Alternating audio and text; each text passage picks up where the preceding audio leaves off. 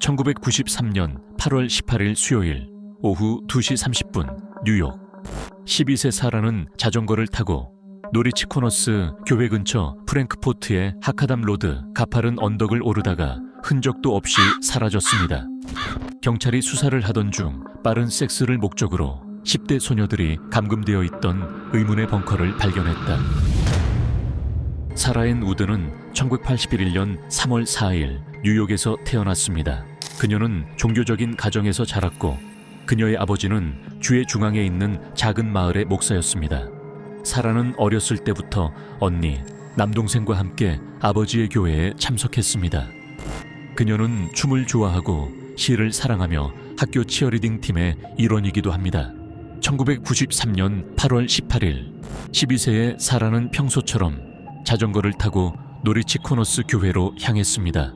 그녀의 부모는 사라가 정오에 돌아올 것이라고 기대했습니다. 그러나 시간이 지나도 그녀가 돌아오지 않자 그들은 걱정하기 시작했습니다. 조금 더 기다린 후 그들은 사라가 다른 아이들과 함께 지낼 수 있을 것이라고 생각하고 교회에 도착했지만 사라는 거기에 없었습니다.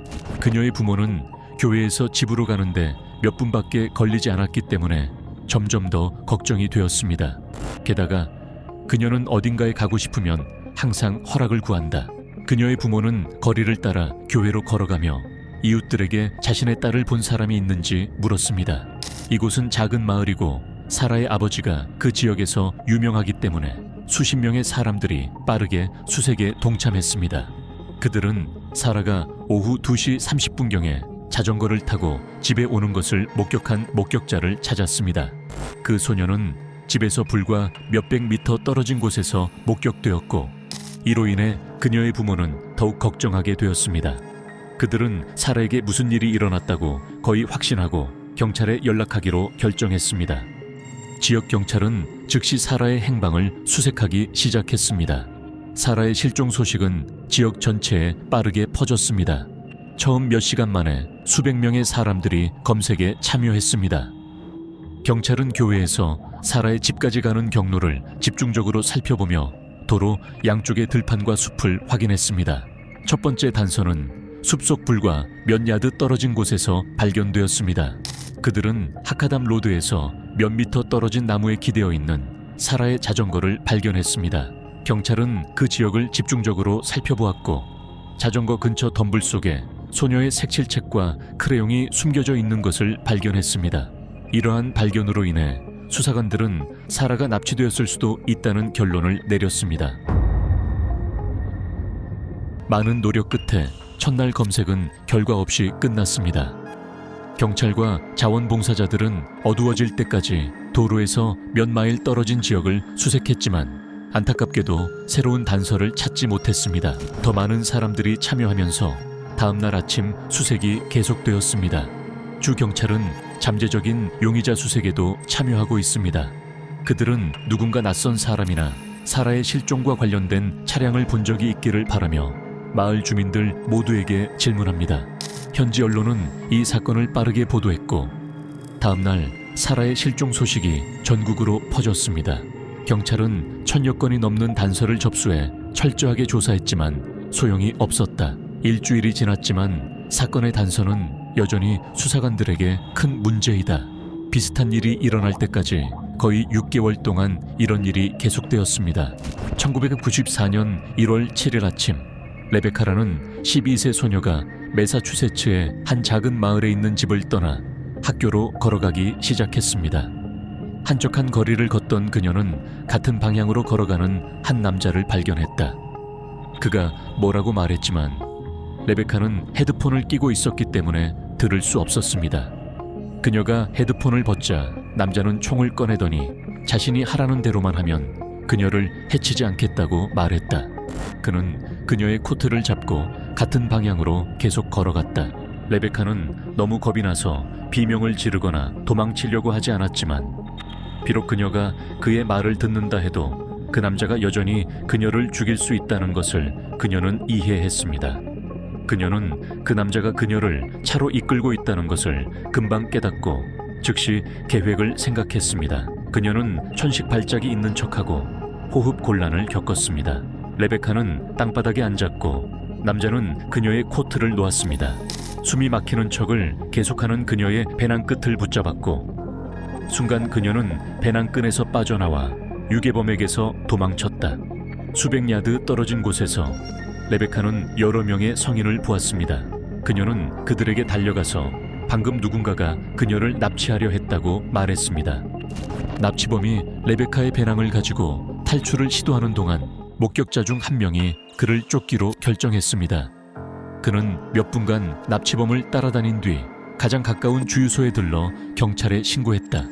목격자는 경찰에 납치범의 자동차 번호판 일부와 모델을 제공했고 레베카는 그의 외모를 설명했다. 경찰은 차량 수색을 시작했고 적합한 차량에 대한 데이터베이스를 확인했으며 이 정보를 인근 마을에 보내기도 했습니다. 그날 저녁 몇 마일 떨어진 작은 마을을 운전하던 경찰관이 갑자기 설명과 일치하는 차량을 발견했을 때 그들의 노력은 결실을 맺었습니다.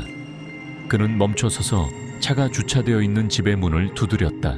집에는 여러 사람이 있었고 경찰관은 트럭의 주인이 누구인지 물었습니다. 차 주인은 시력을 잃어 오랫동안 차를 사용하지 않았다고 설명했다.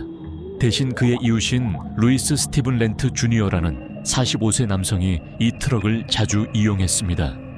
루이스는 트럭을 사용하는 대가로 시각장애인 이웃의 집안일을 돕는 자벽부입니다. 루이스는 전날 마지막으로 트럭을 운전했으며 그 이후로 트럭을 사용하지 않았다고 말했습니다. 그럼에도 불구하고 경찰관은 신문을 위해 경찰서로 오라고 요청했고 루이스는 동의했습니다. 경찰서에서 루이스는 그날 트럭을 사용하지 않았다고 계속 주장했으며 납치에 연루된 적이 없다고 부인했습니다. 그는 자신을 기독교인이라고 생각하며 대부분의 자유시간을 교회에서 보내며 결코 그런 일을 하지 않습니다. 루이스가 여기에 있는 동안 경찰은 그의 사진을 찍어 다른 남자들의 사진과 섞인 사진 라인업으로 레베카와 다른 목격자들에게 보여주었다. 모두 만장일치로 루이스를 납치범으로 지목했습니다. 수사관들은 신속하게 루이스의 집과 차량에 대한 수색영장을 발부받았습니다. 이웃 소유의 트럭에서 그들은 덕트 테이프, 칼, 어린이용 선글라스, 사탕이 들어있는 작은 가방을 발견했습니다. 집 근처에 주차된 루이스의 밴에서 경찰은 총과 레베카의 배낭을 발견했습니다. 그의 집에서 수사관들은 건설 중인 집 밑을 파고 있던 커다란 비밀 금고를 발견했습니다. 이 모든 증거를 바탕으로 경찰은 루이스를 납치 혐의로 체포했습니다. 처음에 그는 자신이 결백하다고 주장했지만 곧 모든 것을 고백하기로 결정했습니다.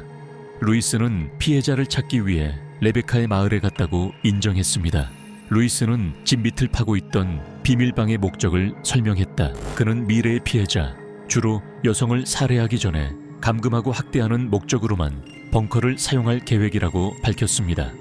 그는 또한 그의 이상적인 희생자는 긴 머리를 가지고 있고 육체적으로 이제 막 발달하기 시작하는 나이이며 그가 학대하고 싶을 때마다 이 구금 장소에서 제거할 수 있는 12세에서 17세 사이라고 설명했습니다.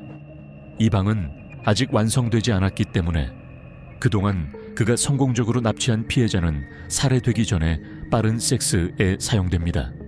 루이스의 집에서 경찰은 여러 사람의 이름 목록도 발견했습니다. 그들은 모두 루이스의 집에서 멀지 않은 곳에 사는 아이들이라는 것을 깨달았습니다.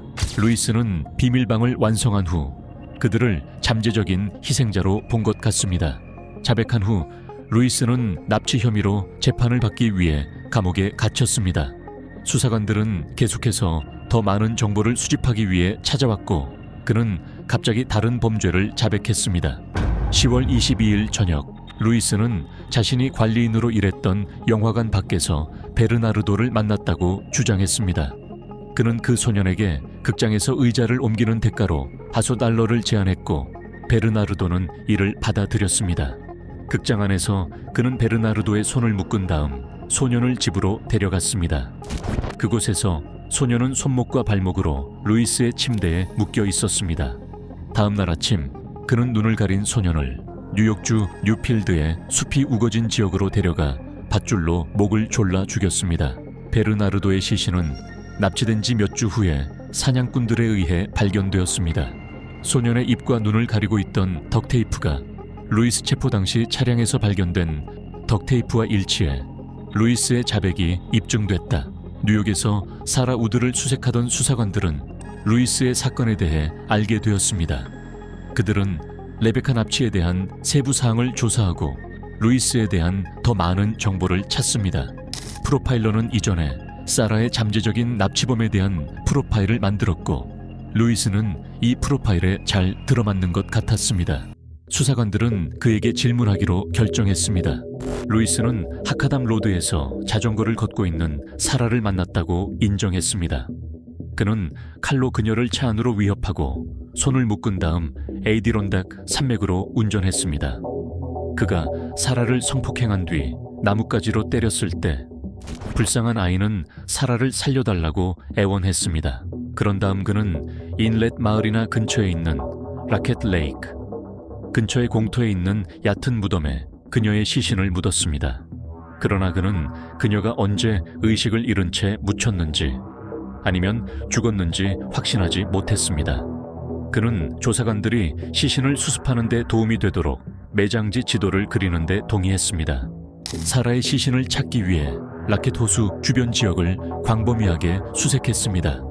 수색은 2주 이상 진행되었으며 100명 이상의 주경찰, 뉴욕주 환경보존부, 많은 민간 자원봉사자, 그리피스 공군기지 소속 인원 50명이 참여했습니다. 그러나 이러한 확장 노력은 결국 결실을 맺지 못했습니다. 루이스는 나중에 사라가 실제로 라켓 레이크 근처에 묻힌 것이 아니라고 주장했습니다. 그는 다른 피해자의 시신이 그녀 근처에 있었고 발견되기를 원하지 않았기 때문에 시신이 어디에 묻혀 있는지 밝히기를 거부했습니다.